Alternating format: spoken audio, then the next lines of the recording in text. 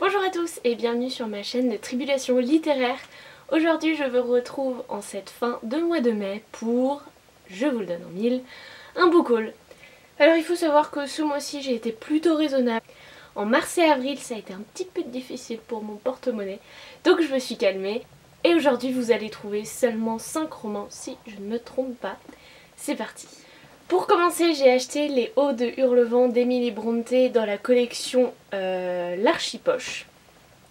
Regardez-moi cette couverture. Alors en fait, il faut savoir que c'est la vidéo de Pin-Up Apple and Books qui m'a vraiment donné absolument, terriblement envie de ce livre. Je ne l'ai jamais lu, ça fait des années que je veux le lire. Mais je n'ai pas réussi jusqu'à aujourd'hui, donc cette fois il est en ma possession avec une magnifique couverture, donc normalement je devrais le lire sous peu. Pour la petite anecdote, j'avais demandé à ma maman, il y a des années de cela, Les Hauts de Hurlevent. Je lui avais dit « Oh, je veux absolument le lire, est-ce qu'on l'a ?» Elle m'a dit « Oui, tout à fait ». Et en fait, elle m'a donné non pas Les Hauts de Hurlevent, mais Autant en emporte le vent. Donc voilà, c'est pas tout à fait pareil. Mais du coup, j'ai lu Autant en emporte le vent. Maintenant, il est temps de lire Les Hauts de Hurlevent. Ensuite, au mois de mai, tout début mai, à peu près le 2 ou quelque chose comme ça, j'ai reçu ma cube puisque j'étais abonnée pendant 3 mois. Bon, pour des raisons économiques et de pile à lire débordantes, j'ai dû arrêter mon abonnement, mais je compte bien reprendre un jour. Faut juste que je diminue le nombre de livres dans ma palle et je recommence l'abonnement. Et donc pour la box du mois d'avril, nous avons tous reçu La lecture est une amitié. C'est une édition inédite pour la cube par le Castor Astral. Oui, le Castor Astral. Donc c'est un tas de petits textes sur l'amitié de plein de gens. Par exemple Jean-Henri Fabre. Là c'est de Marcel Proust. Voilà, c'est un petit livre sur un thème tout de même très intéressant et qu'on oublie parfois en littérature au profit de l'amour. Et ça va être une petite lecture tranquille que je lirai je pense cet été pour me rappeler mes amis. Voilà. Mais le gros livre de ma cube du mois d'avril, il s'agit des Guerriers du Silence, le premier tome de Pierre Bordage.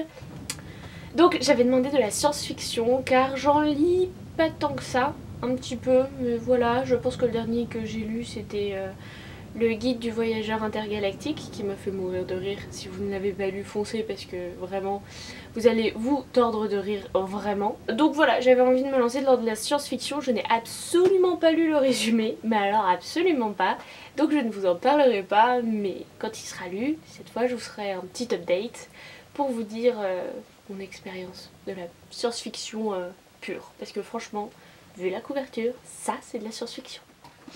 Au mois de mai, je n'ai pas pu m'empêcher d'aller visiter la FNAC. Et en allant à la FNAC, qu'est-ce que j'ai acheté? Sauveur et Fils, le premier tome. Donc saison 1 de Marie-Aude Muraille, publié à l'École des Loisirs.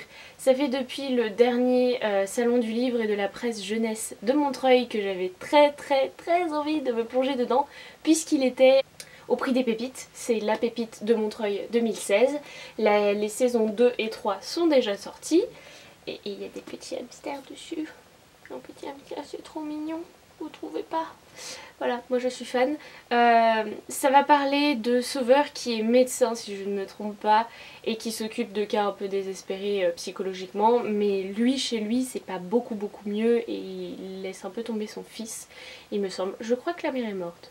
Je ne sais pas, ça se trouve j'invente un tout autre résumé, mais voilà, ce livre me tente vraiment énormément, il est dans ma palle la plus proche d'être lu, donc j'espère soit m'y plonger au mois de juin, soit en juillet, mais vraiment très vite, parce que je sens que ça va être une lecture pleine d'émotions et vraiment j'ai hâte de m'y plonger.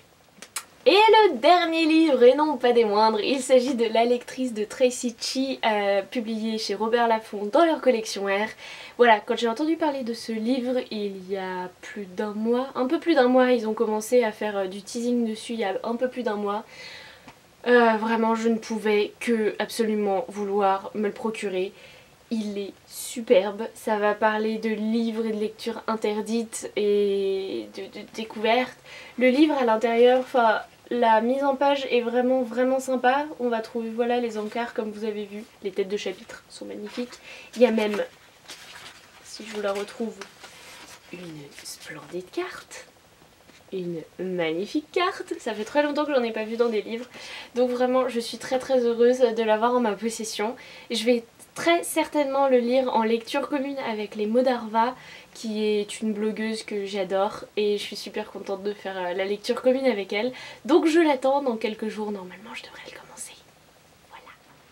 Voilà, c'est tout pour ce book haul, j'espère que ça vous aura plu. Vraiment je trouve que j'ai été tout à fait honnête et plutôt bien dans mes achats du mois de mai.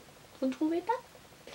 En tout cas, le mois de juin va commencer assez fort puisque le 1er juin sort le tome 3 de La Passe Miroir de Christelle Dabos chez Gallimard Jeunesse. Et autant vous dire que vu la fin du tome 2 que j'ai lu il y a un an, je vais juste foncer dessus. Donc déjà, jeudi prochain, un livre d'acheter. Pour le reste, je ne sais pas, mais je me laisserai très certainement tenter parce que l'été arrive et en été, eh bien, c'est lecture sur la plage. Donc voilà, de belles lectures à faire et de beaux achats à venir. Sur ce, je vous laisse. À bientôt. Bye bye.